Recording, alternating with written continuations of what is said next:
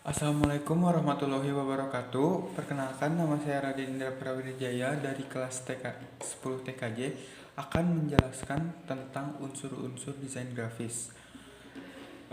Yang pertama, unsur desain grafis yaitu garis. Garis dibagi menjadi 4, yaitu vertikal, horizontal, diagonal, dan kurva. Garis juga memiliki beberapa gaya, diantaranya garis lurus, garis dot, garis dash dot, garis kaligrafi, dan garis artistik. Lalu yang kedua ada ilustrasi.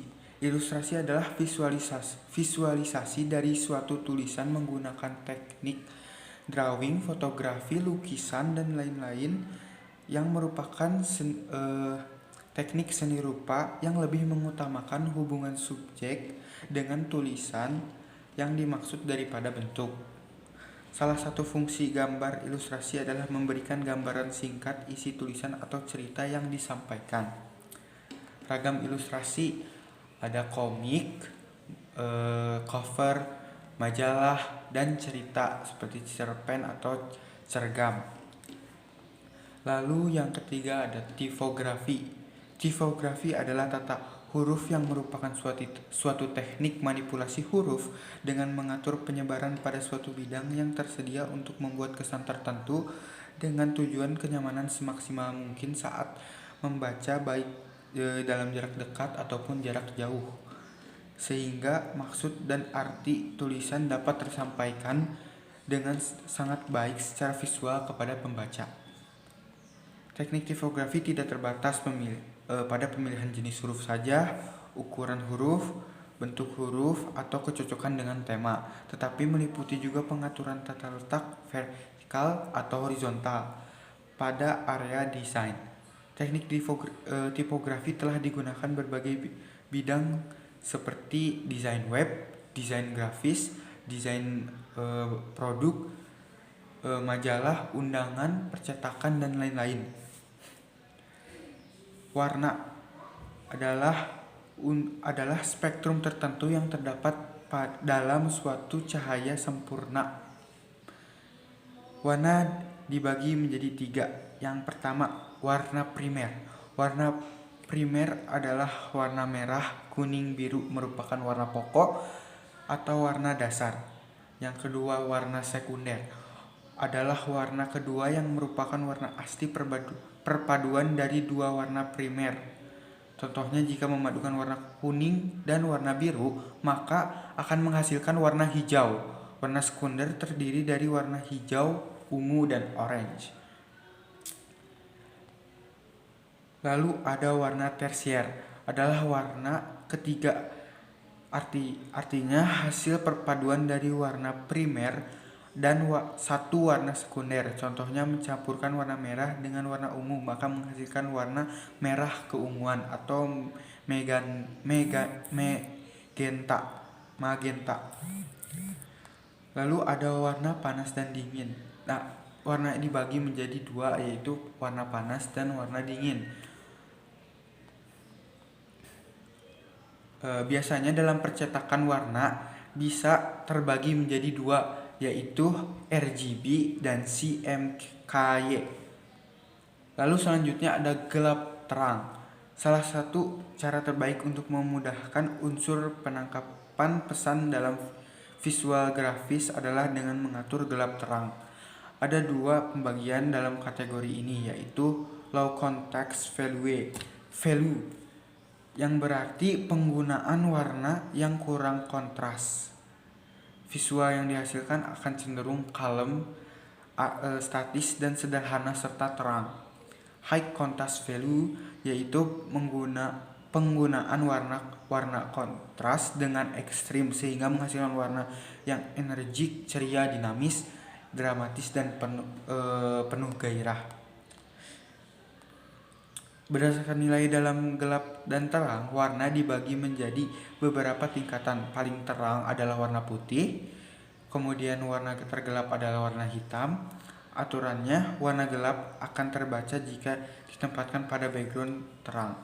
Begitu pula sebaliknya, warna terang akan mudah terlihat terbaca jika ditempatkan pada background yang gelap. Lalu ada tekstur. Tekstur merupakan bagian permukaan yang terlihat sedikit kasar namun terasa berbentuk timbul, baik itu benda semu atau benda nyata.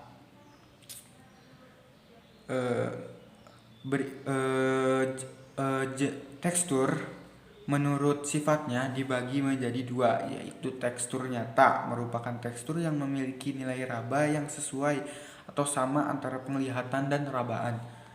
Lalu ada tekstur semu, merupakan tekstur dengan kesan yang berbeda antara penglihatan dan perabaan. Terus tekstur menurut bentuknya dibagi menjadi dua. Tekstur kasar adalah permukaan atau bentuk visual, dan semu benda yang menunjukkan kesan tidak rata berbintik namun dapat mengekspresikan kesan kuat dan juga kokoh. Lalu yang kedua ada tekstur halus, adalah bentuk permukaan nyata atau semu benda yang menunjukkan kesan mengkilap atau mulus sehingga menimbulkan persepsi licin atau halus baik secara indera peraba atau perasaan saja. Contohnya kaca mobil, keramik, dan lain-lain. Berikutnya adalah ruang. Mengapa ruang penting dalam desain grafis? Kita akan bahas lengkapnya. Ruang atau space yang dimaksud di sini merupakan area untuk menempatkan seluruh komponen desain kita. Dengan adanya space, kita akan bisa merasakan besar dan kecil, jauh dan dekat. Kenapa? Nanti kamu akan tahu sendiri. Anggaplah barang-barang di sekitar kamu merupakan unsur-unsur desain grafis yang telah kita bahas sebelumnya. Kamu akan bisa merasakan sendiri betapa bedanya ruang yang tertata rapi dibandingkan dengan ruang yang berantakan, jauh dan dekat. Seperti yang telah disinggung sebelumnya, dengan adanya ruang, kamu akan bisa merasakan sesuatu jauh, dekat. Dengan ruang kosong yang lebih luas, kamu bisa merasakan sebuah elemen terasa jauh, sedangkan dengan ruang kosong yang lebih sedikit, kamu bisa merasakan sebuah elemen jauh terasa dekat. Lalu ada titik. Titik adalah komponen dalam desain grafis yang tidak memiliki dimensi panjang dan lebar, tidak mempunyai daerah atau ruang, merupakan pangkal dan ujung dari sepotong garis yang merupakan perpotongan atau pertemuan antara dua garis. Titik dalam sendirinya belum berarti dan baru dapat arti setelah tersusun penempatannya. Titik memberi kesan antara lain. Bila titik mempunyai unsur ukuran besar, berarti akan berubah menjadi bidang. Namun bila titik mempunyai ukuran kecil dan tidak teratur, bisa berperan menjadi sebuah bercak. Bila titik mempunyai kekuatan atau berat yang berbeda, bila mana antara titik mempunyai besar yang berbeda, titik berukuran besar akan terlihat mempunyai kekuatan atau berat yang tinggi bila dibandingkan dengan titik yang berukuran kecil yang mempunyai kekuatan berat yang kecil. Bila titik diulang-ulang dan mempunyai ukuran yang sama, akan terwujud sebuah garis. Bila titik diulang-ulang dan mempunyai ukuran semakin kecil dan terwujud sebuah garis dan ujungnya menghilang. Bila titik tampil begitu banyak menyebar ke seluruh permukaan, akan berubah perannya menjadi tekstur. Bila titik berjajar dan menyala berurutan, akan menghasilkan pandangan dan perasaan adanya gerak pada salah satu titik yang menyala yang diakibatkan atau dihasilkan oleh cahaya yang ditimbulkan secara bergantian dan berurutan.